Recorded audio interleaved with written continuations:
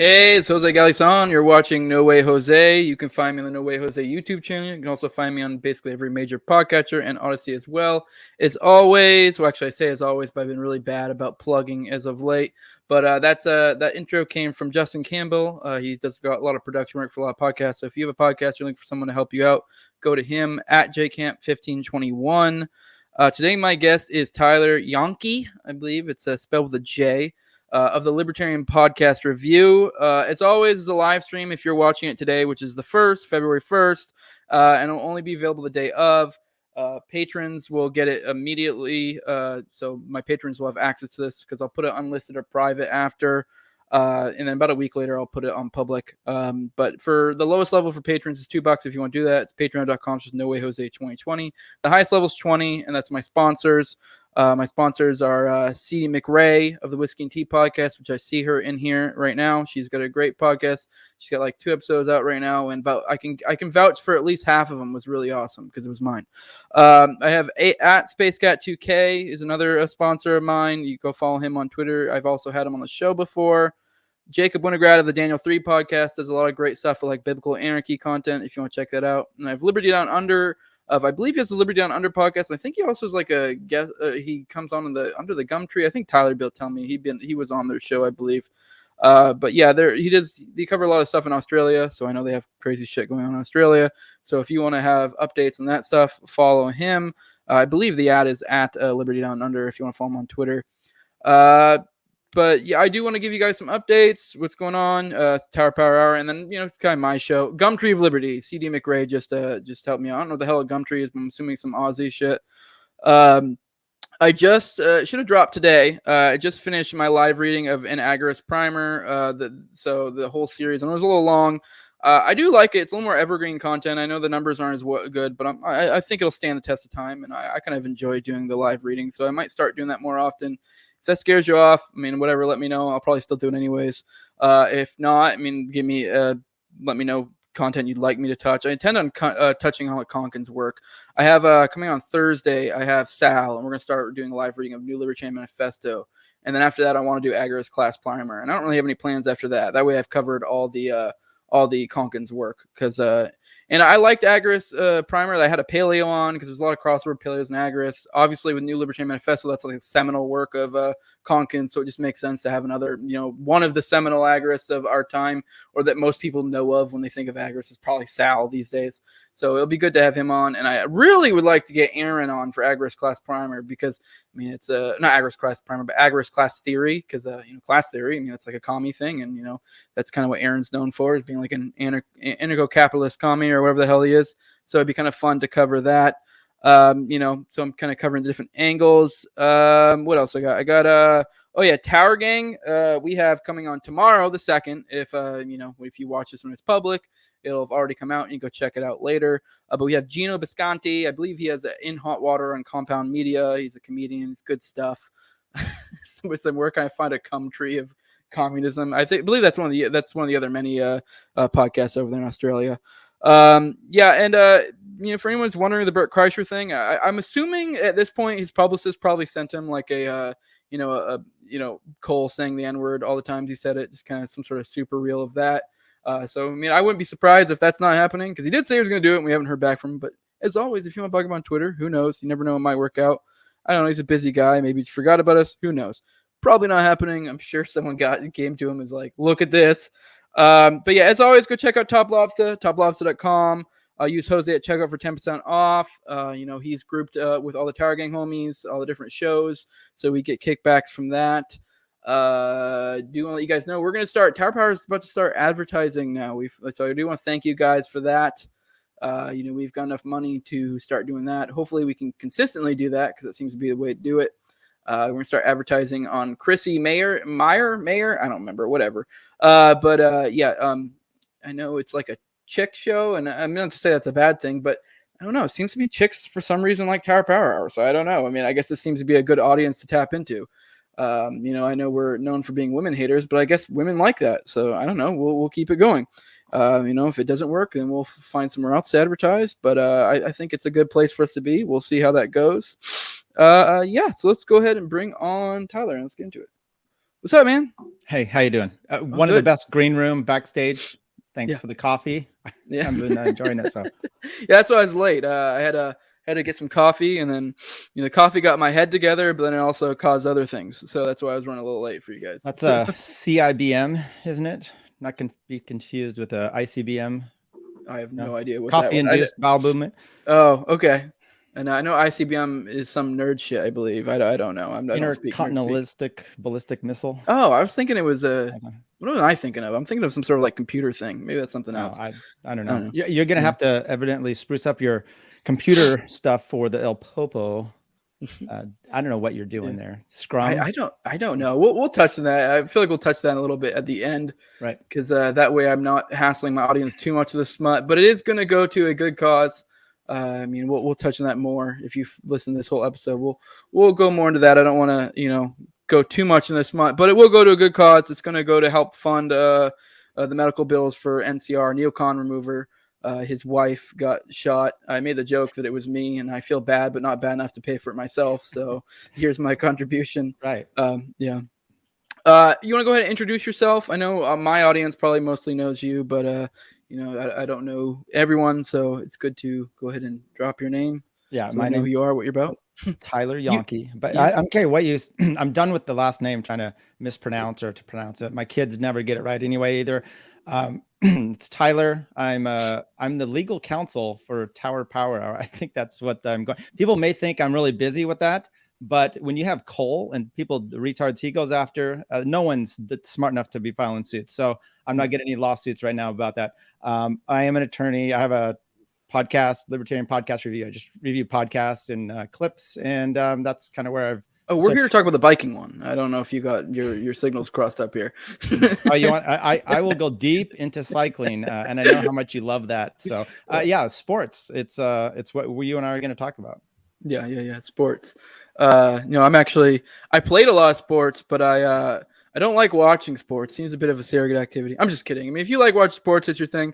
I'm not one who can sit and watch. I actually don't even like. I watch UFC every now and then, but usually my wife likes it more than I do. I usually just fall asleep on the couch just because I'm like, I don't know. I'm more of a doer, and I don't really like to watch. But that's just me. I don't know.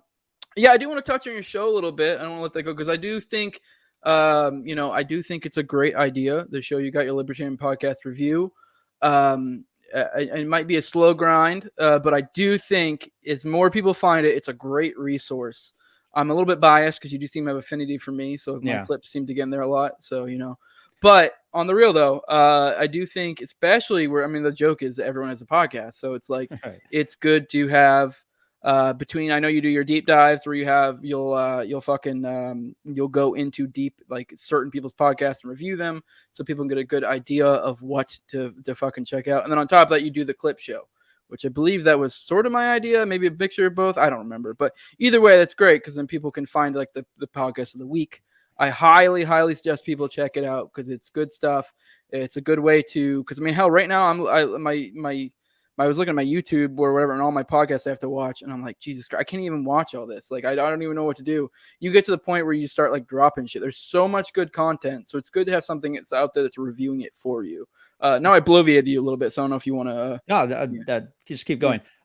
So yes, I did a clip show one week, and with that, you said, "Hey, Tyler, this is something you should really dive into." So I've continued to do it based on your kind of pushing on that, and I got good feedback, and some of the better shows have actually been some of those. Because what you can do then is you can do a clip of one episode of this guy, and then you tag everybody, and then all their simps and everyone else just join in and like it. So that works good. As far as the I do the deep dive stuff that, and like you said, my podcast catcher and my YouTube stuff is just filling up. I can't keep up with everything either. Your stuff is fun. I tend to have my simple ones I always, gravitate back to. And so you're one of those. I'm not saying you're a simpleton. Well, we'll stick with that. And then, of course, the ones I really like to do are when you do a deep dive and you do their whole catalog. That just takes a lot of time. I had Keith Knight, and then I try to interview people as well. And you were actually one of the people I had on early on where we got connected. So I appreciate that as well. So yeah, some of your people may know because you pirated the show and put it on your own podcast feed as well. I just had Keith Knight on. I talked to him this last weekend, Sunday, and I'd ripped his show.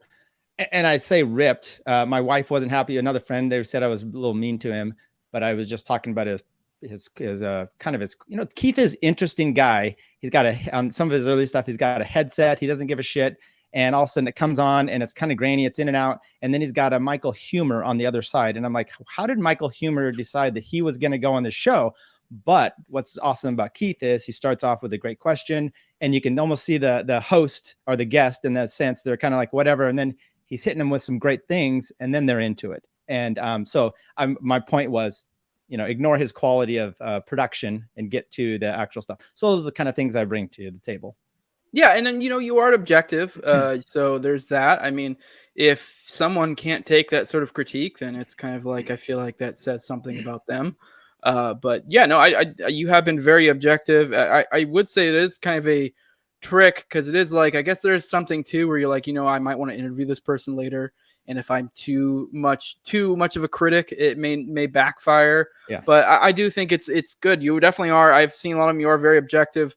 Like I know you did one episode where you covered like Tower Power and a few other like similar type shows, and you were very what was that for? Well, let me just talk about that real quick. I try to look, yes, for the most part, I'm trying to be nice, and I'm doing, first of all, shows that I enjoy. So it's real simple and easy. I did early on Thaddeus Russell's, Tom, I haven't done Tom Woods, but just all these ones that I enjoy, right? And now what I did with the Tower Power Hour was I saw that and I wanted to do them, and I wanted to do Drew Hancock kind of all mixed into one. But then I was like, this tier of Tower Power Hour, there's kind of three shows that are similar, or four: Timeline Earth, Slurp Gang, Not a Podcast, and Tower Power. But I featured you guys, and then I said, kind of honorable mention. That shit blew me up because Slurp Gang, half of them blocked me because I said that. Half of the Not a Podcast guys blocked me because I said that. I did get Bert back when I was on Josh's show.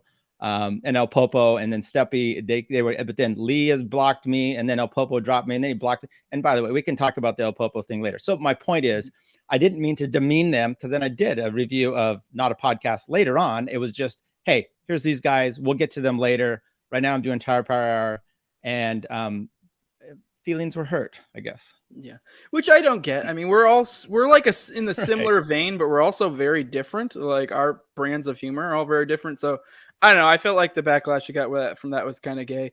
I mean, I guess maybe you also seem to be more favorable to us a little bit, but at the same time, I will give it to them. Like at least like say Slurp Gang, like their production quality is way better than ours. I mean, they don't have the video, but I only played their intro because I just loved their intro. I think it's their best intro. The only problem I had was it's this intro and then it stops and then they start talking. I'm like, you could just easily, they don't do it on production on the video, so they could just easily blend the two in. It's the little sound quality they do. But these are the hazards. And you know what? Fine. I'm an old white guy. I'm not trying to play in their world. And really, I haven't gone after any. There was only one.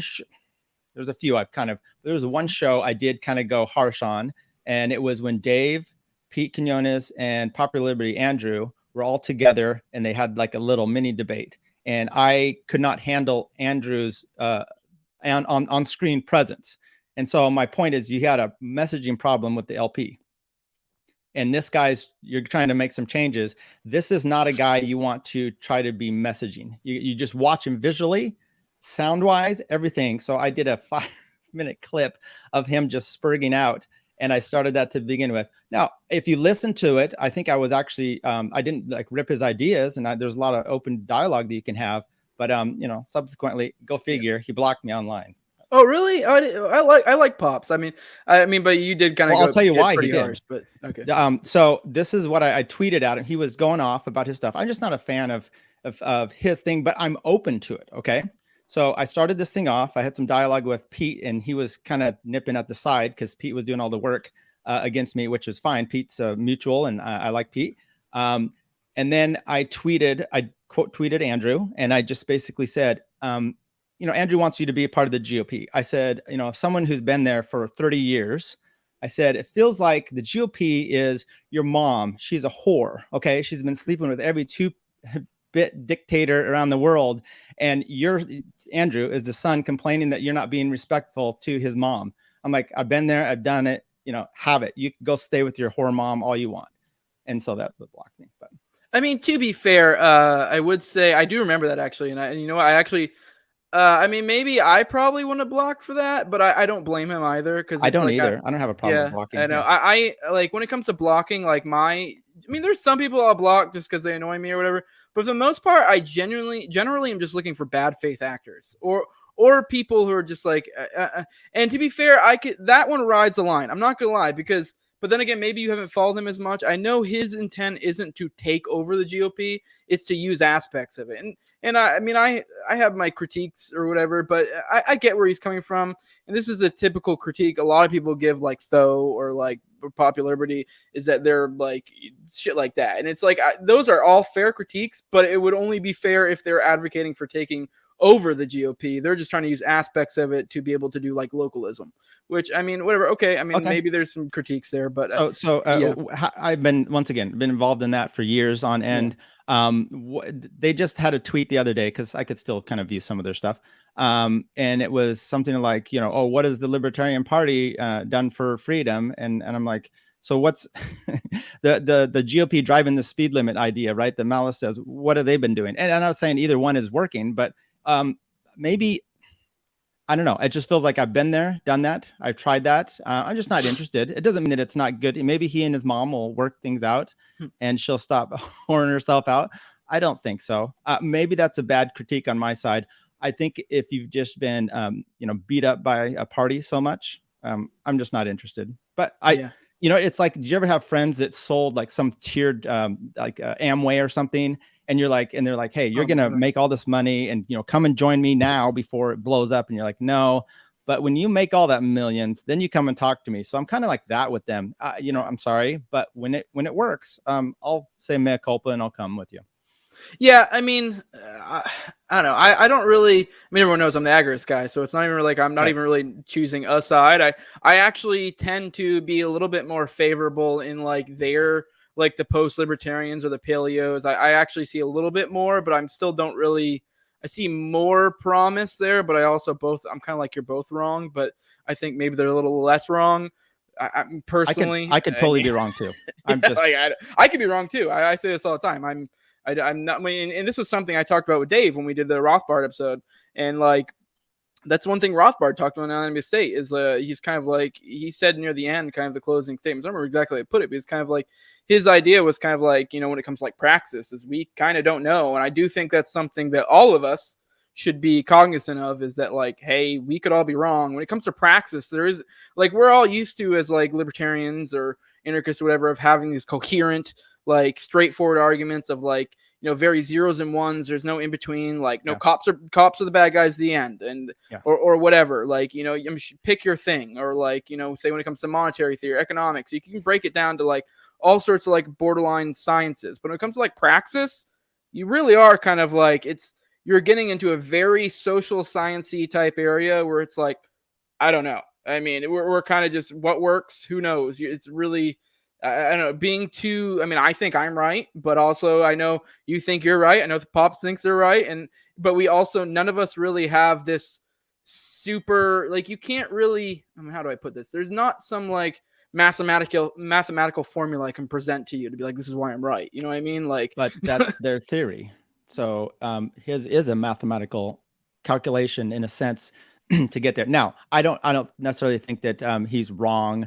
Or not going to make it. I do wonder if he's got this idea and this philosophy of working through the GOP. Why is it so intense on Twitter as an example of playing in the liberty world?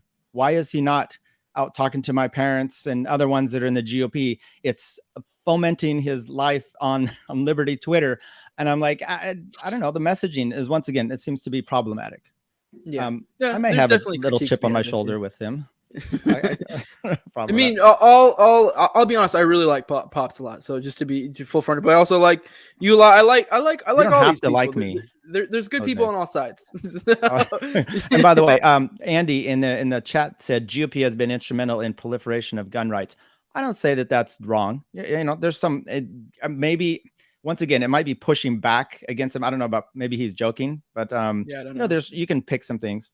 Yeah, you could argue. I mean, way. look, yes, I look at my ballot and I look through there and I'm voting mostly GOP. You're not voting at all. Still, and my core is libertarian anarchist, so I can't help but, and I live like an agorist. By the way, we have chickens and we have this amazing chicken coop, and it just happened before we got on here. And I know this isn't really what everyone wants to know, but as an agorist, you might appreciate this. The chickens put themselves to bed every night. People that don't have chickens, they may not understand that that's just the chickens can't see at night. So they just put themselves. Yeah. Okay. So they put themselves to bed. I have two separate doors for their coop. I have an outside coop and then their main Taj Mahal coop. And it has a activated door that shuts and everything. But I'll send out here. It's dark. And our rooster, which I hate, he jumped up on the window and was banging on the window. So my wife's freaking out and go out there. He did that because the chicken door got shut in the wind today. He was saving his ladies. I just thought that was kind of an amazing thing. Which I guess that's a good segue into my next point, sort of. Oh. Taking care of your ladies. I just listened to your Keith Knight episode before this. You talked about I knew you were old, but I didn't know you were 50. I'm pretty sure that's like you're like a few years younger than my mom. Yeah. So your mom's good taste, by the way. But anyways, my point being is I have two kids. You know this. I have a 12-year-old and I have a 9-year-old. And I'm only 30, so you can do the math. I started very young. Yeah.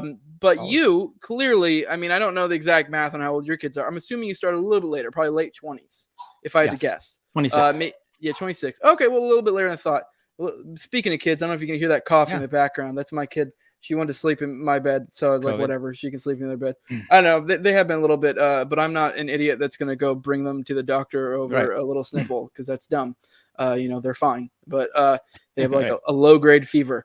But anyways, my point being is I kind of wanted to get I guess it doesn't work as well as my point because you said 26, but you've had kids throughout. So I kind of want to know what your thoughts are because you had kids a little bit older. I had kids really young. So I know there's a lot of fuck ups I made because I was young, but there's also probably a little bit of a benefit of having them young too. I've been thinking, me and my wife have been talking a lot lately about having another one. I'm not ready to have another one right now. I want to wait a couple of years till I'm in a spot where I have more time because if I have another kid, I want to have the advantage of being a little bit older and having, typically what goes with older age, being economically better off. I also want to set it up to have my life be more agorist in a sense, more counter-economic, to where I have more time, essentially I have multiple revenue streams. I'm, kind of doing more stuff from home. I want to be in a spot where I have more time to devote to another child. But I also want to have a similar amount of money. So I want to be in a good economic spot and also have a lot of time to devote to the kid. I think I might be able to get there in a year, 2, 3, but not too far off, but I'll be a little bit older and I'm looking forward to it. I'd like to have another one. The kids are getting older, but I kind of want to get your thoughts on having kids as older, if you feel like getting any benefits, say something with like peaceful parenting or whatever. Cause like, I know for me, I spanked when I was younger, cause that was just kind of what I knew. I feel horrible about it now. I mean, I learned fairly early on to kind of like, what the fuck, this doesn't do anything, kind of trial and error. It doesn't seem to work for shit. But and then also like, I don't know, I just feel like it probably has long lasting effects.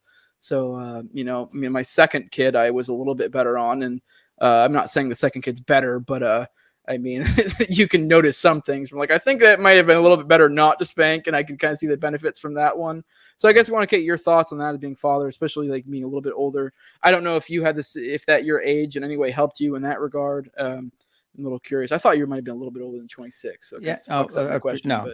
No. So my oldest is 21, right? Mm-hmm. Youngest is, my wife and I combined. I had 2, she had 2, we combined. So my 2 are 17 and 21, and then we have 15 and 18. Yes, people are. What I've seen older parents, they're my age now, having younger kids. I have some friends like that, and it makes me tired looking at them because the energy it takes to get down on the ground, hang out with the kids, do all these things. I'm so glad that we're in a spot where the 3 of them are all driving. I mean, it's crazy. The insurance and everything is a hassle. I would encourage, and by the way, if you're asking or you're kind of thinking about, I'll wait till I have money and I'll do this. I just don't think those kind of plans work. I think you just have kids when you're ready and you make it work out. and you know that you've already had two. If you're going to have another one, just do it when you want. And I would say, I haven't had them, you could say I'm older, but like I said, I've had friends that are even older having younger kids, and I just don't.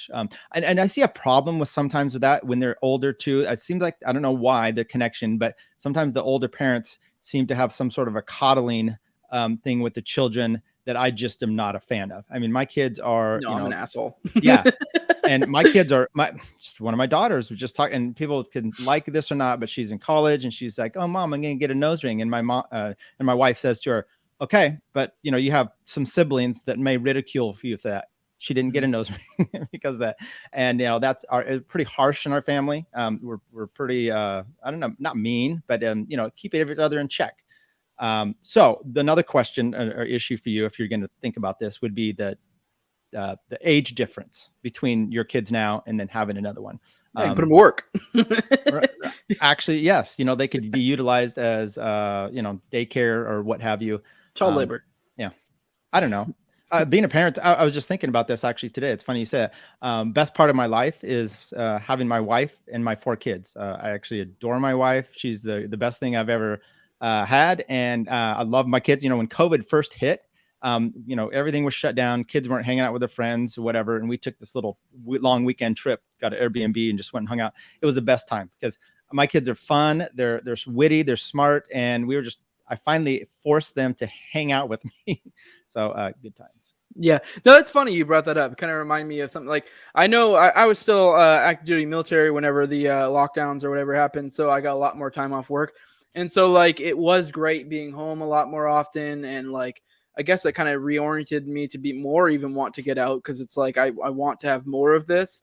But it's funny, like the worst and best thing of that was, it was like I got more of my family, but and this may sound a little fucked up, but also part of the worst part was getting more of your family because you do want a little more alone time. But then on the flip side, when I was active duty military and I was deployed, it's the same thing. Being gone from home, the worst part of being gone from home was not being your family, but the best part of being of not being there was not being with your family. Right. There's no responsibility. I mean, not that like I was out there like doing anything crazy like cheating my wife. I was literally just working, and like you're on a military base. Like it's not like, I mean, it wasn't out there. I was a mechanic, so I was just working out, going to sleep, and that was it. Like that was you worked 12-hour shifts. You didn't have a whole lot of days off, and like it was just work and work out. But at the same time, it was kind of nice to have time to focus on you.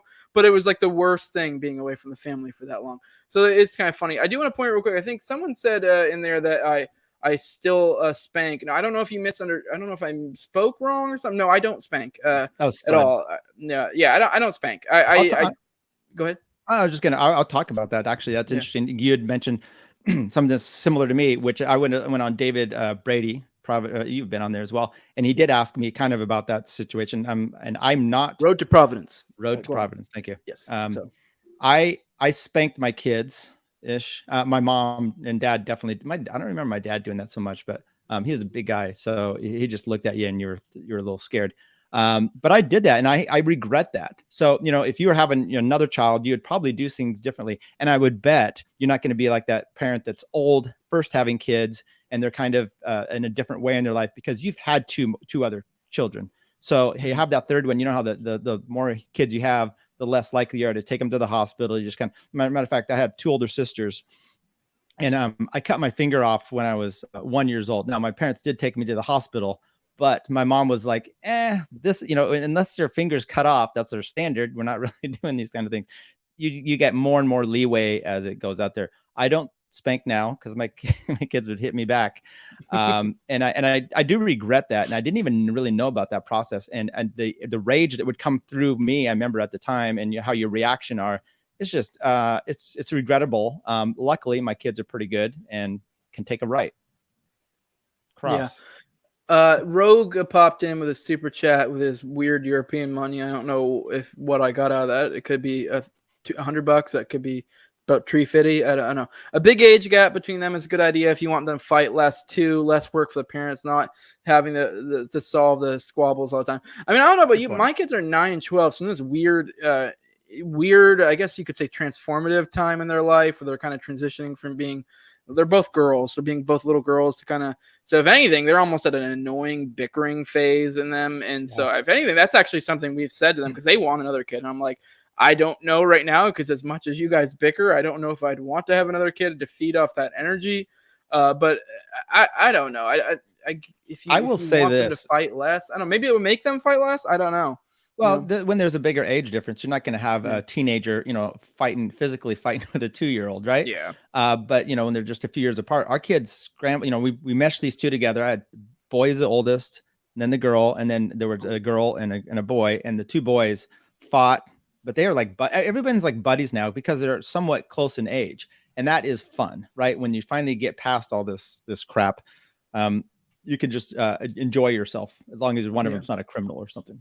Yeah, I think for them it's because, say with 12 and 9, like the 9-year-old's still in that very kiddish type phase, and the 12-year-old's like starting to be older. So it's like they're on different wavelengths in a way. So maybe once they get through that little phase, they might be better. So the 9-year-old likes to fuck with the 12-year-old a lot. So right. And the 12-year-old's like, fucking leave me alone.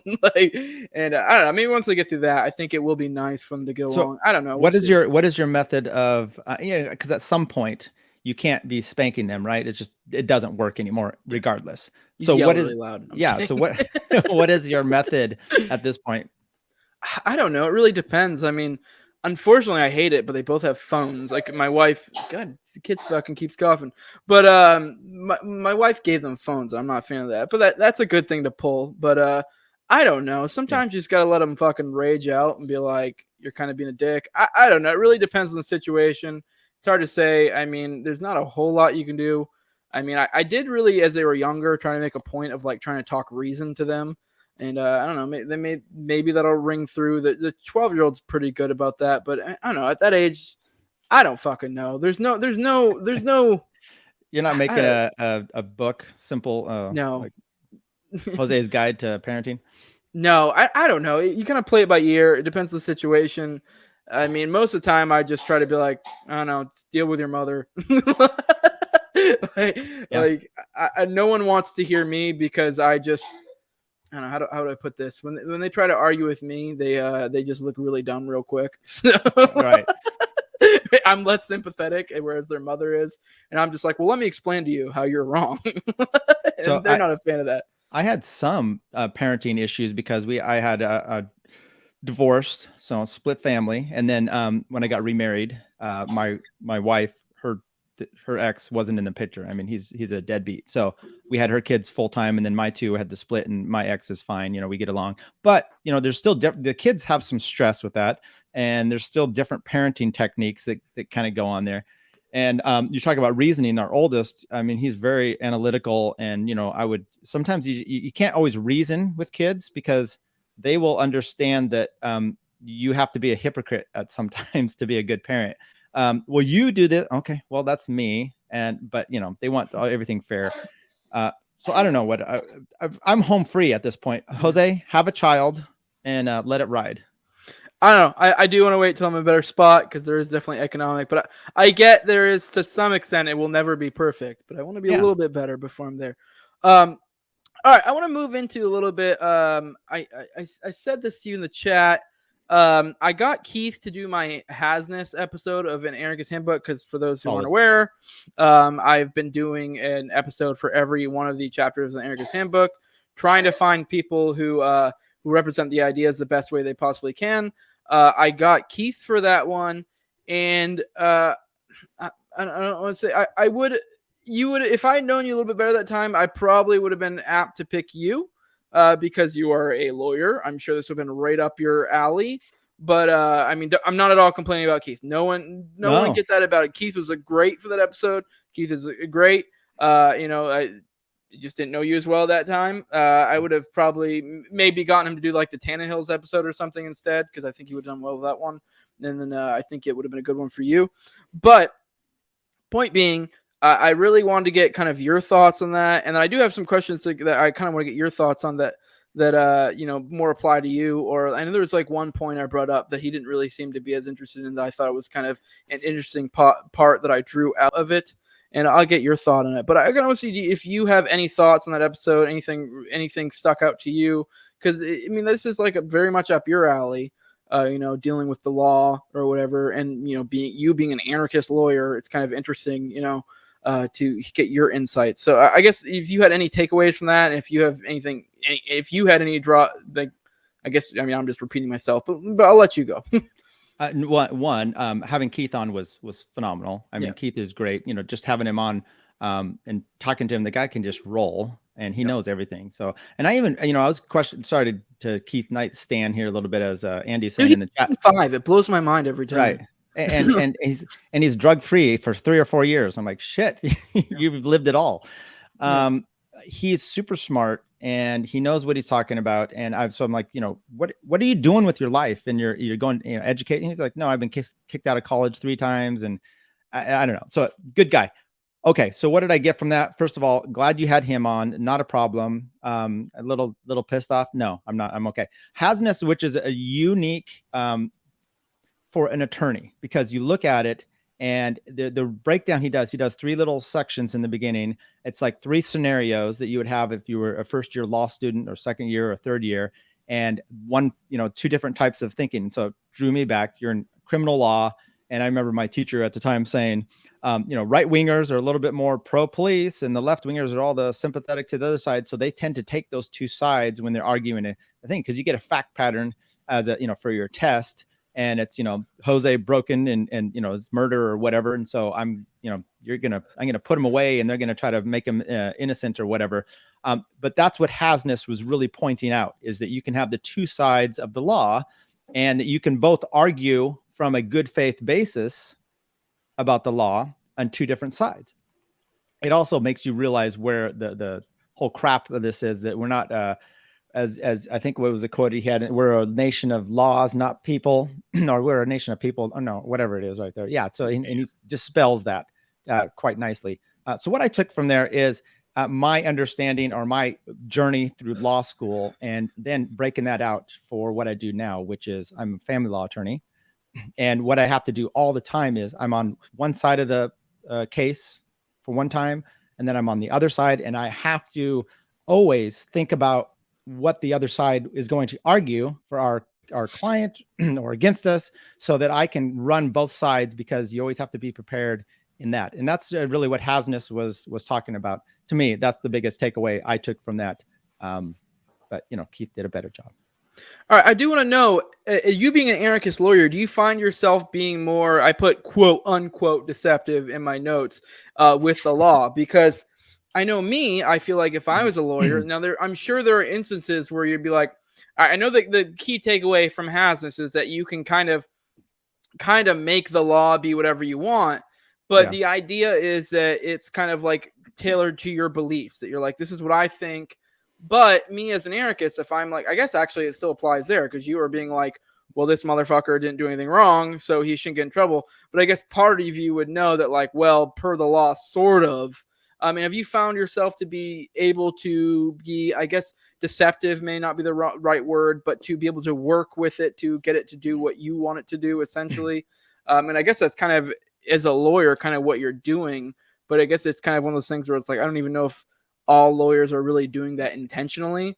It's just a matter of like, this is what I think and this is where I'm going with it. I mean, maybe I'm giving them more credit, because I guess lawyers are intentionally deceptive, but you would be doing it deceptive in a good way, as an anarchist, I would assume. So on that idea, I don't do criminal law anymore. And part of that reason is because you have the judge is paid by the state. You have the DA that's paid by the state. And oftentimes that criminal that goes through there, or the alleged, victim or criminal, is being defended by a public defender, which is paid by the state. It's just a rigged game. And when I was in there and doing those kind of things, it was just a hassle. What do I do with this? I mean, so for most part, family law, it's just in California, at least, it's called bench trials, where it's just the judge. You don't have a jury. And then, you and another person. So you're prosecuting or defending a situation all the time from both ways. So you're really trying to do what you can for your client. Now, does that mean, so then you are trying to manipulate it? Do I do things? It's real tough. I just had a client here that was really going to push they wanted their kid vaccinated. And I'm just not a fan of that. And that's, going to be difficult for me. But then I had another client that was wanting to defend against that. Now I'm all on board. And so, some of that is your ability to, and your excitement in a sense to do that. But as far as the law goes, you are required, if you're drafting a pleading or something and you're citing cases, to you can't just cite a little bit how it defends you. You've got to pretty much have an understanding of the full intake of what the law is meaning. So you don't just grab it. I mean, you always are just using little bits and pieces for your own side and try to manipulate that, but you can't use it in a way that's inappropriate or unethical. So, am I deceptive in that? No. I mean, because ultimately, my job is I'm a officer of the court. I've got, my client to defend, and the best thing for me is to try to get I'm more about making money and continuing on. And so I don't even do it in advertising. My best way is to get this client, the best outcome they can, move on. They're going to refer someone to me, and it's just perpetuating at that point. All right, my next question, I'm curious I guess maybe I kind of answered this question earlier, but with lawyers, do you find yourself interacting with other lawyers who have a genuine belief in the quote unquote rule of law? Because I mean, that's the big point of Hasness, is this idea of that, like, the rule of law, like these laws have meaning, and it's kind of like the Ben Shapiro shit. If anyone's ever heard him talk about law, it's like, well, laws have meaning, and this is what they're supposed to say, and blah blah blah. And the Constitution says this, but it's like, the whole point of Hasness is like, he literally, the very beginning goes, the First Amendment says this. I can, interpret this to mean a bajillion different things, and can basically twist it and warp it to have any interpretation I want. And just with the most simplest of things, the First Amendment. So I'm just kind of curious if you find yourself interacting with many lawyers who genuinely believe that, because it seems like from the outside looking in that, like, critical law theory, whatever it's called, which is one thing it touches on Hasness. And I've heard of before people who are like, you kind of get the law to mean whatever you want. And then they use that to kind of back up like a socialist type thing. I guess I'm kind of curious, like, I mean, from the outside looking in, it looks like that that seems to be the minority, but I'm kind of curious if many lawyers actually do genuinely have this concept of the rule of law. Well, so I might be a little bit far removed because of what I do, the family law, right? Which is just a little bit different. And so you're working with other attorneys that are mostly family law attorneys, and what they understand is they will be on the exact side opposite. I mean, I could be against that same attorney multiple times, different cases, and I have that same issue, and I'm on one side one time, and then I'm on the other side the other time. It's the way it is. So I don't see it so much in my field, but I've got some of them that, they're actually, that's more what you're talking about, is more in the criminal realm. And you can even see that with the Rittenhouse, gun length of something that you're just going to send them away. But the Shapiro about the law is somewhat, I understand, as an anarchist, we just kind of want to throw that all out, but you can't necessarily, because of the world we live in. And so, as an example, when the mandates were going to be up, and Ben Shapiro's company sued to have a stay, and he did a breakdown of the law and how it is. That was, to me, important to understand, to explain to people kind of like what's going to happen, what's going to be the outcome. And even then you can see that it's kind of, a 6-3 that one judge sees it one way, one sees it the other. So, what I've had more is, I had this attorney a few years ago, and he was real big about, that my client needed to turn in his guns, because we have a thing of domestic violence restraining orders. They have to turn in their guns. And he was real concerned about that. And he started, thinking that I'm just going to be on board with this. And I'm like, no. Gun proliferation is my deal. And he was floored by that. He was more floored by that than a lot of these other little things. So politics do come into it. People's view of the law, other attorneys, a lot of these attorneys are just trying to, I'm more concerned actually as an attorney of ones that are looking to just turn and burn, which they're just causing their clients to have to pay bills over and over. It's just a horrible aspect. That's probably more detrimental to a lot of them in family law than the actual laws. Andy's going to disagree, I know, but. All right, my last question on the Hasness type thing. There was something I brought up, and I really thought it was a really interesting thought when I was reading through Hasness, and it wasn't something explicitly said, but I thought it was kind of interesting, and Keith didn't seem to think it was that prolific, so I'm kind of interested in your thoughts on it, because one point Hasness goes into is the illusion of the rule of law comes from the uniformity of those in like the judicial system or whatever. Like, usually I mean, especially if you're talking about from like, I don't know, like, I mean, it's not so much nowadays, but especially back in the day, it'd be like they generally are coming from a middle class to upper class background. I mean, they usually were white people, they usually were men. And so one thought I got from reading that was, especially through with our, the big thing is like diversity of strengths, blah, blah, blah. I mean, and to some extent, there's still going to be a uniform type thing to some extent, because I mean, even as much as you try to push diversity, you're still pulling from a very select group of people who end up in the system. But there is a little bit of diversity that leaks into there. And I'm kind of curious what your thoughts of if increasing diversity is in some way going to essentially, I guess I kind of fucked it up. The reason why it seems like there's a consistent rule of law is because, well, no, I didn't fuck it up, but it seems consistent because we get seemingly consistent rulings because of the uniformity of the people. But my point being is, as we increase diversity, it may cause less consistency among rulings. And so my point being is, as you increase diversity, it may create more, I guess, havoc, if you will, or more. It makes it more apparent that the rule of law isn't as real of a thing as we think it is. It's more flexible than we'd like it to be. So I'm kind of curious if you think that in some senses, this is kind of, I guess it's almost like a collapsitarian type argument that like, as it does that, it kind of starts opening people's eyes of like, look how crazy this legal system is, with the more diversity we push through there, define diversity in this case. I mean, not diversity of thought, kind of to push back on a Shapiro kind of concept, where he kind of goes into like how they don't really want diversity of thought. They want like, well, I guess it would be kind of diversity of thought, but you would say with the pushing for different races, different sexualities, different whatever, it would kind of create different rulings. So, I mean, I guess at the same time, though, it even really is, you could almost make the argument that it actually is still uniform in a sense. It's just still the common narrative. But I don't know. I guess as the divide increases among the states, more left, more right, whatever you want to call it, there will be more of a. I mean, you can see it even more now today. With the like say with Florida, New Hampshire, and then you have places like California, New York. I guess the more apparent it becomes a huge differentiation, and it isn't really as consistent rule of law. I guess I kind of want to get your thought on that. If that could possibly kind of lift the veil for a lot of people. Well, I think that, well, I'll give to that, but I think the better breakdown is to watch the Rittenhouse trial as an example and see how the DA treats, your white privileged kid, right? He will railroad that kid just as easy and not quite as easy as a black kid or whomever.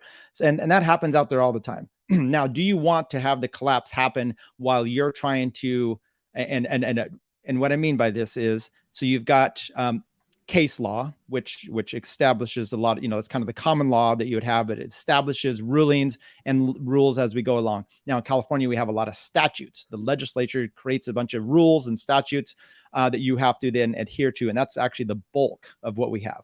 And sometimes they make a statute and then they realize it's not attainable, or, these rulings are overdoing it. So they have to write them. And so you get different changes going there. Now, if you're trying to have custody and there's a law or a statute that doesn't make sense and it's collapsing, and because one thing I really try to do is I take my clients, take their issue, and I tell them, here is likely what's going to happen if we go to court. The best thing I can do, people always ask, do you win or lose all the time? Well, it's family law. It's really about, did my expectations come true?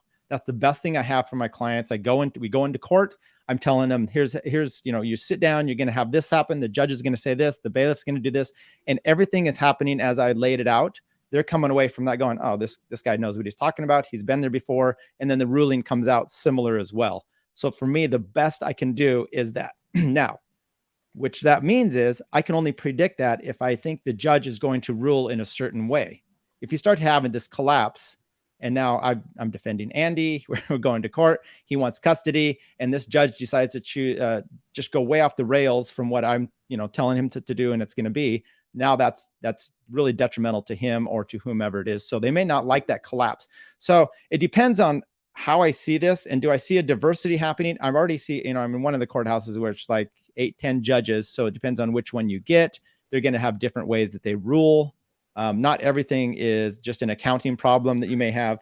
So the question I would ask is, do I want this to happen? And it probably needs to happen. It's a lot of people are going to suffer in the meantime. But there's a lot of crap that happens with the judicial system, our criminal justice system.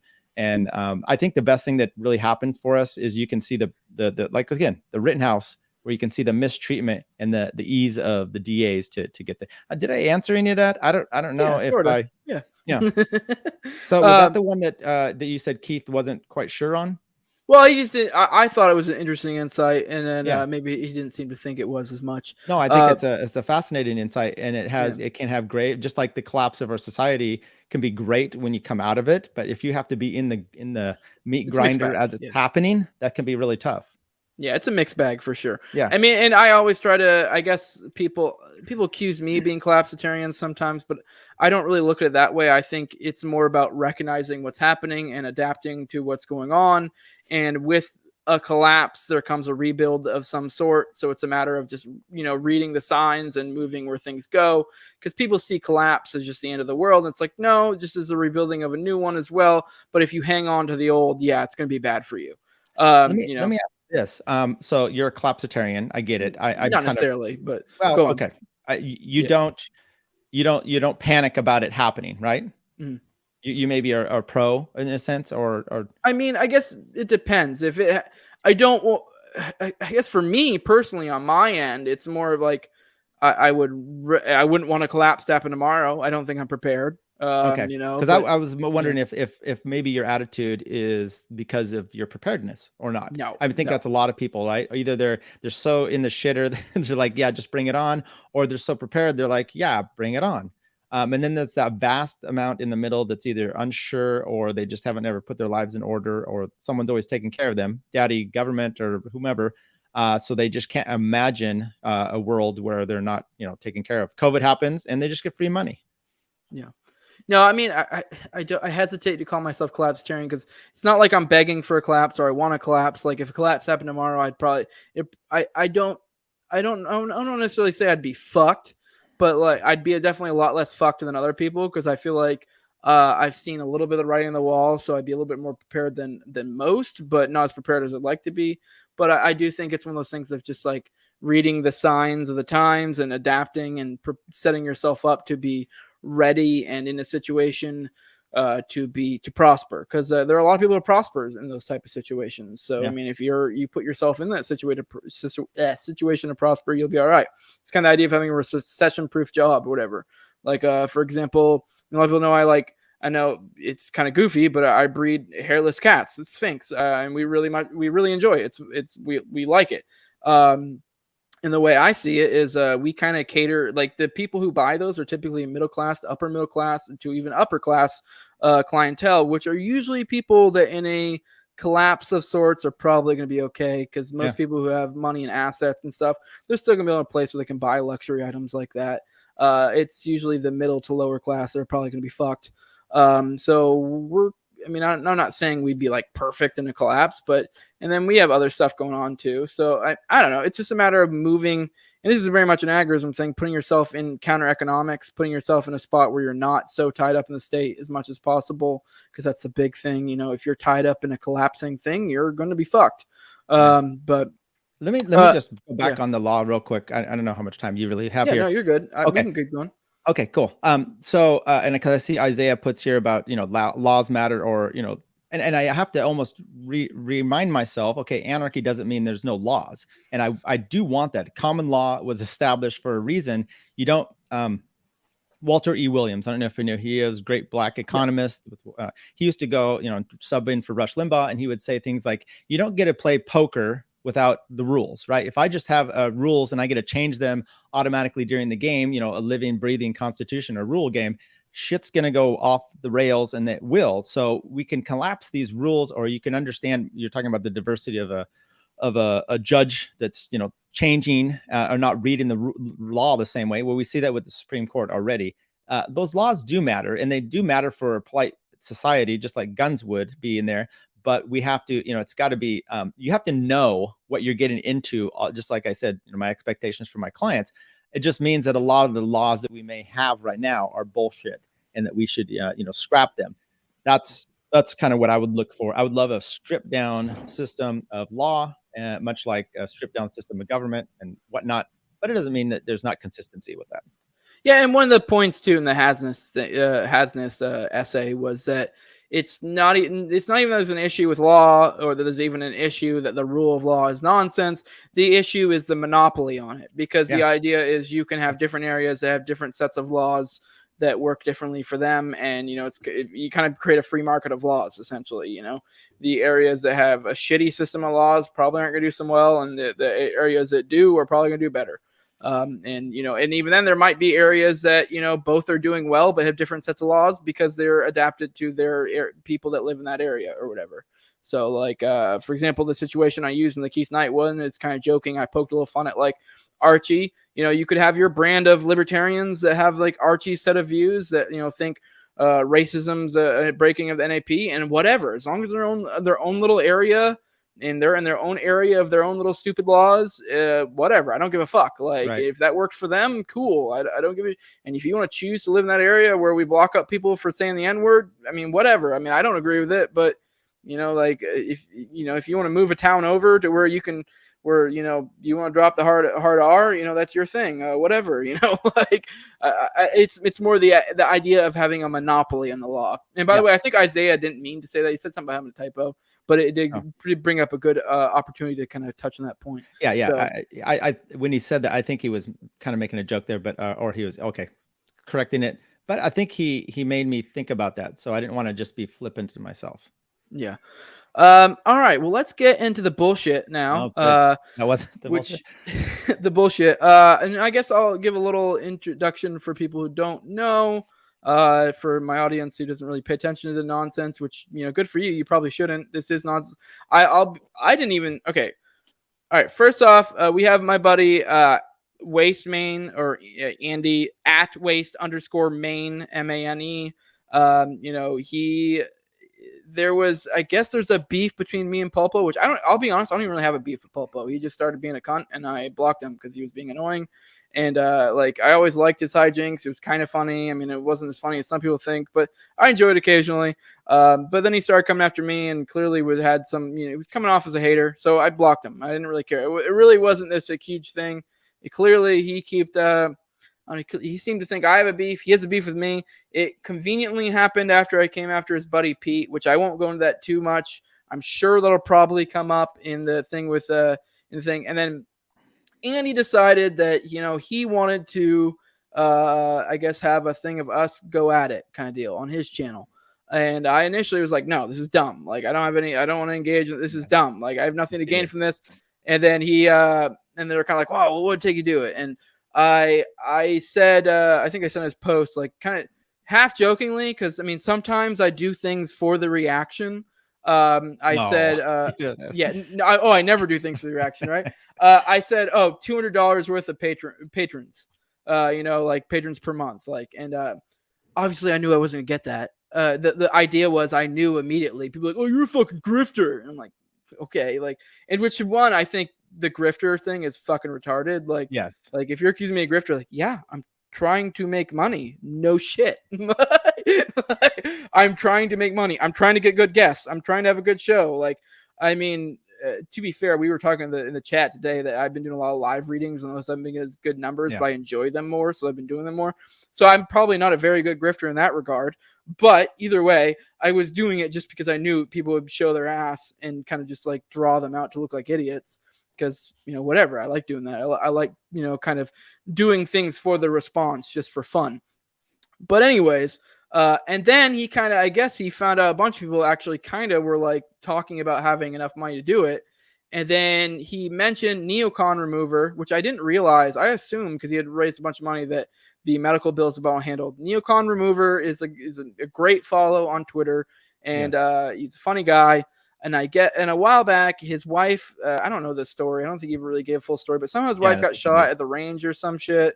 And so he asked for help. A lot of people came together, donated a lot of money, but I guess he still has medical bills. And he mentioned that, and he was like, yeah, we're going to give whatever is left over from the $200 for you to him, and I was like, well, I mean, if you're already got the 200, but just give it all to him. I don't really care. Like I was just like, I mean, don't get me wrong, I like $200, but at that point, I'm like, oh, Right. you actually have the money. I was part of the $200 whoops. was that I didn't think it would happen. It was kind of this like reasonable amount that was like kind of believable, but also I didn't think it would happen. So, and it did happen. I was like, well, just give it all Neocon remover. And so now it's actually happening. I kind of fucked myself over by saying anything, but I'm glad it is actually going to go to a good cause. So supposedly me and Pulpo, which supposedly have a beef, he has some beef with me. We'll get into it more. We're going to have it out. Which I mean, I've said already that I just intend to just be like, okay, what's your beef, and then I'll address each issue. I mean, and for just to let you guys know, it will for my audience that's listening. I likely will probably repost it on this channel later to increase to kind of help get more money in Neocon remover. Yeah.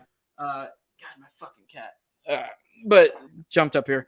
But to get more money in Neocon remover, kind of increase the awareness. I'll probably drop the link and stuff because if I want, I do want to help Neocon remover. I like him. He's a nice guy. I've never had an issue with him. I know he does stuff with like Pulpo, and I don't even really have that much of an issue with Pulpo, other than he's kind of being an annoying cunt. But like, yeah. So I think if there's anything else I haven't really dropped, I guess I've kind of covered it all. He's supposed to have beef with me. We're gonna have it out. It's really kind of dumb. You're gonna do it live on Andy's show. Yeah. Or Yes. Andy's And it will initially be if you guys do want to find it, go to at waste_main MANE. And he has in his fucking bio, he has his Odyssey channel. So it will be there. Go follow him on his Odyssey channel. It will be Odyssey exclusive, probably week 2, 3, however many later. I may or may not drop it on my episode. Obviously, if it gets super crazy, if it, like, I don't know, if it gets into like weird territory that's like super, I don't want my audience to have it. But as long as it stays relatively not too horrible, I'll probably repost on my channel to increase the reach to help. Not that I have some amazing reach, but to help help out Neocon remover. But yeah, I don't know if there's anything I missed, let me know. But I guess I kind of want to get your thoughts on it. I don't have to go too deep into it. I guess maybe if you have any preliminary thoughts on the quote unquote fight. Well, he said it's in his pinned tweet too, so just go to Waste Main and you're there. I had offered, if you weren't going to do it, to come on as your counsel to to defend you. Now I don't know if that would be possible. It's a look, plead the fifth the whole time, talk to my lawyer. Right. What's interesting about this whole thing, so there was and I could get into too much, people may know that some of the backstory goes way back, and I have some of this because some of you guys reached out to me showing me some screenshots of this lady that was threatening to sue and said, hey, take a look at this. I'm come back and said she has no shot in hell, whatever, do your own thing. And so then there was back and forth. Stacy comes into this thing way after the fact and makes a big deal. Then there's the Pete issue, blah, blah, blah. And then by the way, apparently it was all because she's an alcoholic and she's clean now. So it's all good, but go on. Oh, well, I don't know if you saw that. she's cured. Sweet. So this is happening on the timeline, and I never jumped in there because I didn't want to jump in. I knew if I liked any of it, I would be blocked by these guys or whatever, and I just didn't have any game in it. And so that was happening. But then at one point, Popol jumps in, and he is very serious about the outrage of this, and I'm like, this is a guy that appropriated Michael Malice's name and was telling, hey, if you here's a free troll for your Facebook friends, post the N-word, and just doing shitty stuff like that, and it's funny. And suddenly he's white knighting, and I'm like, I can't take this serious. So I said, hey, I have screenshots of some of the debate. You want to see this? And then I posted his balls, which he had done. That's kind of how he got people to do it. But he had said no. He said, no, I don't want to see it. And then he was just upset and he was going through this. So he blocks us all. Perfectly fine. I don't have a problem with that. My problem with Polpo is that he unblocked me. That is a true sign of, if he were to reblock me, I think I would even lose less, respect for him. The fact that he unblocked me seems, I know I'm joking to some extent, but if you're a true wigger, you're not going to back down from your original block. So, I don't know what to say about the whole issue. It seems to be funny. He's white knighted for Pete on there, and I think that's perfectly fine. I mean, I don't know really I do have a problem with. I should shut up. I can just No, say I that. mean, if you want to, sure, but I mean, whatever. I guess we're trying to hype up the fight a little bit. I will give a little more context for those who aren't aware. Essentially, Stacy threatened to dox me, and at that point, I think it was Reed Reed had contacted Pete, because for those who aren't aware, Stacy, I guess currently is and was his girlfriend and fiance, Pete's girlfriend, fiance, and I'll be honest, I'd blocked her a long time ago. And I know a lot of people give me shit that I was like still shitting on her behind a block because she never blocked me back. But I do that. I do that all the time because it's like I'm trying to bully you into blocking me back. As soon as you block me back, cool. We never have to interact with each other again. And she threatened to dox me over the whole fucking, chick who, because I essentially had a take on Reed's show forever ago. There's some chick who, I think it was Kevin Hobby or whatever, something about like that he had hit his girl or whatever. And all I had said is that we have very little context. All he said was he pushed another her. one here. Yeah, I know, whatever. But he had said he had pushed her, and I'm doing around. That's not okay. But I was also like, we have zero context. Like, so there were all people being crazy on social media, dragging. There were actually. The funny thing is the initial reason why I got caught up in this is because I was actually defending her, because people were giving her shit. Saying that that she was all wrong or whatever. And I jumped in kind of like, I don't get why anyone's going crazy on either side. There's very low context. People shouldn't be doing this. This is inappropriate. Yeah. And I was actually defending her. And but I also am kind of just being, objective about both sides. I'm kind of just like, we have very little. He in a tweet admitted that he pushed her and he's ashamed of it. And that was all. That was all. I mean, don't get me wrong. That's not good, but we also have zero context of how that happened, why that happened, anything. And so my point was just like, you guys should stop dragging this through social media, because this is ridiculous for both sides. Like, really, unless someone comes with some major receipts, like, what are we doing here? And then people went on this crusade, making out like we were okay with hitting women, especially because I made a reference to a Bill Burr bit that where like the joke is like, people always say there's no reason to hit a woman. And the joke that Bill Burr is like, yeah, there are plenty of reasons. You just don't do it, and that's kind of the point. Like women aren't these magical beings that hover above us all. Like there are things they can do that it's like fucked up, but it's still like you don't do it because it's not going to work out well for you as a dude. Let me just break in and say, as family law, this is what I do all the time, and this was really rampant during COVID, which is domestic violence restraining orders. You have family, cousins, whatever, a familial bond, and there's a violence from one party to another. I do these. I prosecute and defend all the time with these. Women are just as bad as men.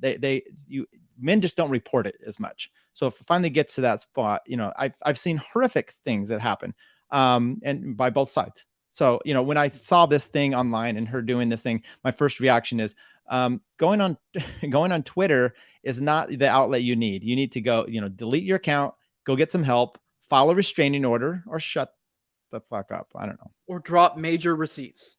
Yeah. Because that was a thing. It was just simply him but anyways, this led up to Stacy jumping in, trying to white knight for her. And then Stacy being someone I blocked, the only reason she was even something to be even regarded in any way, shape, or form was because of Pete.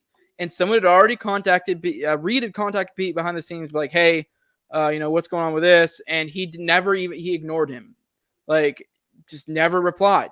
And I'll say right now, if Pete had said then and there that, hey, I don't really want any part of that, then I would have just gone after Stacy.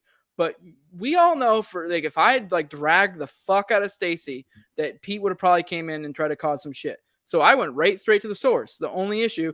And I told him, when she threatened to dox me, I called him out. I said, fucking control your hole. And that's what a lot of people know, the whole thing. That's where it came from. I said, control your hole. I said, get your house in order. And I was not retained at that moment. I would have restrained you. No, I'll be honest. I mean, I knew what I was doing. I knew what it was, but she had threatened to dox me. And not to say that I would I was really honestly that concerned about being doxxed. I mean, a lot of people know I use a fake name. Yeah. It's not even that I really have that much to cover up, but I like having a shred of anonymity. It's just nice to be in this circle and not have to worry about that, but it's nice to have a little bit of anonymity. And, I knew I actually thought I might get doxxed from doing that because I knew I was essentially aggravating a response. That's essentially what I was doing. And I actually I have no issue. Like, he had been contacted behind the scenes. He chose to ignore. There's no way he didn't see Reed try to talk to him. Had Reed not contacted him, go ahead. Are you going to go into this kind of stuff? I'm sorry if you want to keep going on with it, but no, go ahead. Are you going to go into this with El Popo? What's kind of your strategy? I'm assuming he's going to. I don't know how he's going to avoid that, because I have no. It doesn't make sense to me at all that he would. God, how do I say this? Like, I don't get where he's coming from and having such ire against me. Aside from that, it was after that he started having issues. I don't really understand where he's coming from. I know he accuses Tower Power Hour of being like cringe and grifty. And it's like, true. Yeah, we're trying to get big fucking guests. And like, I don't know what to tell you. Like, that's kind of like, we try to get good guests for our show. I'm sorry. We're trying to be successful. I don't know what to tell you. Like, okay. I don't know. But point being is, I probably have said too much already, but I'm sure there's some stuff that'll come up in that anyways. So I guess it's good to air it out. And so people understand the context. But yes, that's something that happened. And by the way, like, I wish it hadn't come to that. She threatened to dox me, and then she ended up doxing Clint for some weird ass reason, which makes no sense to me. I actually thought I was going to get doxed for that. Like, I really thought I was going to get doxed, but I was kind of like, it was kind of like a, I was kind of aggravating her into it on purpose kind of deal. And it didn't work out that way. And if I had known that Clint was going to get doxed, I never would have done it. So, the good news is I now have Clint's phone number. That's Cole's from another doxing that he's done on himself. I'm starting to amass them things. Back in the good old days, you could just go and you can get someone's address, and you can just start doing these free samples of a magazine and start sending them to them kind of as a harassment. That doesn't really work anymore. So I'm trying to figure out when and where I'm going to use these this info I have on these people. Yeah. No, I mean, the funny thing is, like, aside from the address and stuff, like, I guess she doxed his last name and being like, look, he's fucking faking. It's not even his real name. It's like, well, he used his middle name as his last name. It's not really that big of a deal. He kind of was doing the same thing as me and having a shred of anonymity. Like, it wasn't that big of a deal, but I don't know. Yeah. My point being, so you guys know the context, that's what happened. That's what led up to all of it.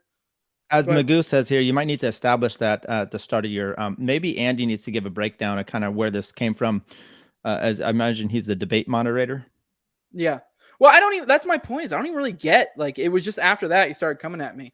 So is it going to be like feats of strength? You guys are going to, go at each other with who can name the most NAP violations or what's the most autistic girl you've dated, something like that.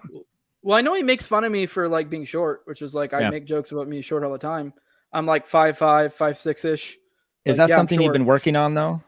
Yeah, I'm working on getting taller. I do the little like hangy thing, trying to grow a little bit. Okay. But yeah. Well, good.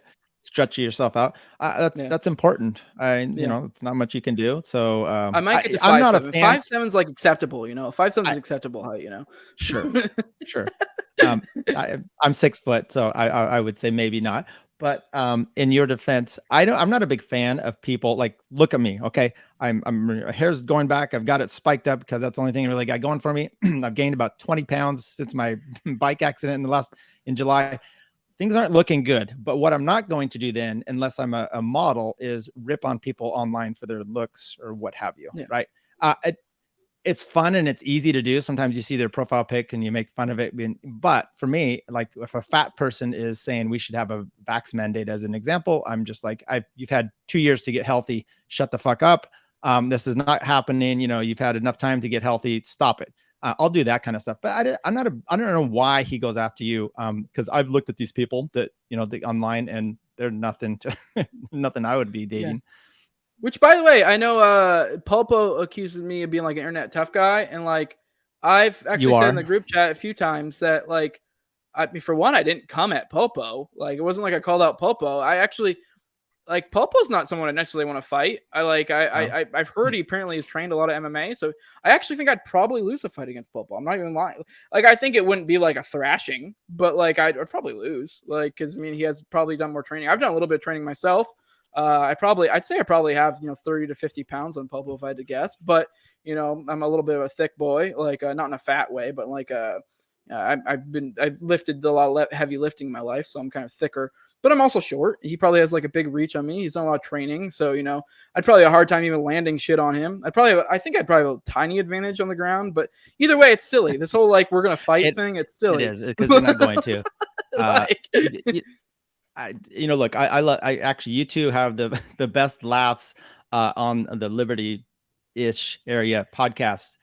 His one, and I did a review of Not a Podcast, and he messaged me on the side and said some funny stuff. And I actually really enjoyed, his stuff, and he's a funny guy. I have nothing against him. I just didn't understand why someone that is such a troll online would be so serious. So that was my problem. You're also a guy that I enjoy. You've been super cool to me since we first started, online. We rip each other. You send me stuff about cyclists, and I love you for the fact that you take shots at me, because, that kind of self-deprecating humor is how it all goes. I'm interested in how this thing is going to play out. What's interesting too is I do bike racing. Sorry to divert here a little bit. And you can be an amazing cyclist. No, I'm just kidding. No one fucking cares. But it's going to relate to Twitter, which is you can go out and race against someone who kicks your ass. And then off the bike, this guy may be a total loser, right? But on that little area that you're doing there, he's the king shit, right? But it's the same on Twitter. You can have someone with hundreds of thousands of followers with their life just an utter shit show. And when it really, and then they're not going to give you credit. I have 1,100 or something followers, but you know what? I've got a pretty successful life, and my life isn't necessarily, although you think it's in the group chat, my life isn't spent on Twitter. And so, how are you judging yourself and being out there? And so this is just a stupid little escapade that we're doing. And that's why I didn't want to do it in the first place. Right. Sorry. Yeah, but no, it is very silly, but I am glad it's going to go to Neocon Remover. I mean, whatever this is, I feel like this is going to be a stupid shit show. I don't really know what critiques he's really going to have. I kind of have a vague idea, but most of it's just going to kind of be like, okay, yeah, yes, I'm short. Yes, we try to get big guests on Tower Power Hour. I don't know. I mean, I feel like it's silly to call me specifically a grifter. I mean, especially because my show, it's not like, I've had some big guests, but like, I just did 8 episodes of live reading of an Agarist class primer, or not Agarist, right, but an Agarist primer. Like, it's not like those are doing stupid big numbers. Like, I don't know. I do content that I enjoy, and I hope other people do. I mean, I hope I get money out of it, but it's not like I'm going to great lengths to make a big thing of it. I don't know. It's really just all silly. I don't know. And I want to be very clear too with the Pete thing. I don't really have any ire against him. I do hope he figures out the Stacy issue, because I do think that's a bad thing. She clearly is unhinged, but he's one of my major influences. I loved a lot of his content. I don't know. I mean, this is just all silly. But I mean, we'll see how this goes. Here's my question for you. Why do you feel that this was a topic I needed to be involved in? Am I the Mario Lopez of the Twitter sphere, where we're doing the popular Hollywood stuff? Jose. No, I thought the timing to hype up the thing for the fucking for wasting. I'm shitting with you. Yeah. I just wanted to say Mario Lopez. Mario Lopez. Yeah, I don't understand the reference. I know where he's from, but you're Mario Lopez generational gap. He does these news shows now that are all soapy, sappy, fluff pieces with Hollywood stars and stuff like that. I'm feeling like the joke's gone. It's gone. Well, Mario Lopez was a dude from God, that fucking shit. Yeah, that's all I remember him from. I didn't know the other shit. So, yeah, he's generation gap. Yeah. It's supposed to be. I'm Argentinian, so that's what it is. So. Okay. Well, I don't know. We're getting a little late here. I've had a few too many, and so I might say too much. But I think we've hyped it up enough.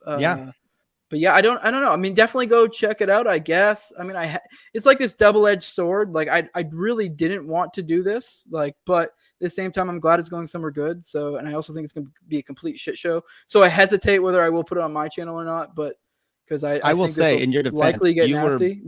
You were very resistant in the group chat against Andy about doing this. You're like, nope, not happening. So the money to Bert's wife, Neocon Remover, was the tipping point. And kudos to you for doing that.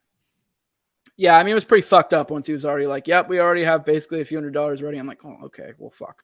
Like, I really didn't want to air this all out on this shit, but it's all going to probably get aired out anyway. So, I mean, it's either going to go great and you guys are going to be friends afterwards, or it's going to be just like it is.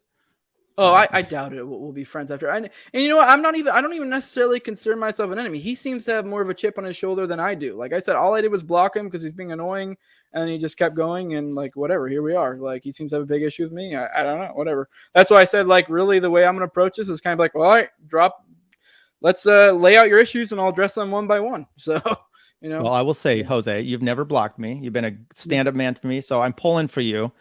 But I have no ill will for Opopo either. I've, you know. No, I don't really either. I just kind of hope he stops being an annoying cunt, but that's about it. You know, Okay. at least towards me. Like I just blocked him once once people come at me from a position of hate, that's I'm like, okay, well, I'm just gonna block you. I don't really like why I totally, you're block heavy on the timeline, and I know what your reasonings are as far, and I think it's helpful, right? You're doing a lot of it so that you don't have to see that crap. The Nick Sarwak as an example, or so that those people aren't reporting you. And I think that's solid. And also, I know this sounds a little bit shitty, but part of it too is when you do that, they just a lot of times it makes people more unhinged and they become your greatest promoters. Yeah. So, well, whatever. I think that's what got the Stacy thing going, actually. Yeah, I guess so. But I don't know. I don't know what I hope out of this. I hope Neocon Remover gets a lot of money. I guess that's really all I hope out of all this. Definitely go check it out. I guess go ahead and drop your plugs, and we'll finish this up. All right. Well, just Tyler Janke. You could see it on the screen there, or for those listening, it's TYLERJANKE at on Twitter. Go there. I got a link tree of everything. My podcast. Check it out on Odyssey, everywhere. Hit me up if you're interested in me listening to a specific podcast. Right now, I'm pretty nice to everybody, but at some point I will, there's a bunch of shows I've been thinking about maybe taking an episode, breaking it down and kind of just really going harsh. But you know who's been doing that great lately? Dave Smith. He's been taking some podcasts or some episodes or things online, and he and Robbie break those down. So what am I going to do? That's kind of what Dave's doing.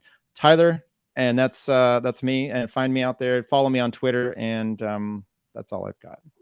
Yeah, and this is No Way Jose. You can find me on the No Way Jose YouTube channel. I'm all the major audio podcasters, Odyssey as well. If you want to follow me on Twitter at 2020 No Way Jose. If you want to support me, patreon.com/No Way Jose 2020. Once again, I cannot apologize enough. This shit came up for my people. I try to keep this more like a more serious content, but this is something that's happening, and it is going to a good cause. I will try to probably, if I do repost that the Garbage Man one, I'll probably try to put some sort of title up there. But don't let that hesitate. Some sort of title that warns you. But don't let that hesitate you from donating to Neocon Remover, because I do think that is a worthy cause. Neocon Remover is a great account, great guy from everything I've seen, and help out our own kind of deal. So all the I think it's on Garbage Man's or Waste_Mains channel. You can find the place to donate. Go check that out. Like, share, subscribe, comment, all that good stuff. And once again, go to at Waste_Main. And even if you don't want to watch it, I'd suggest don't watch it, but fucking go give money. So even if you don't want to watch it, or if you like to roll in the shit like the filthy pigs we are, then go for it. And with that, we are out. Thanks for everyone who showed up.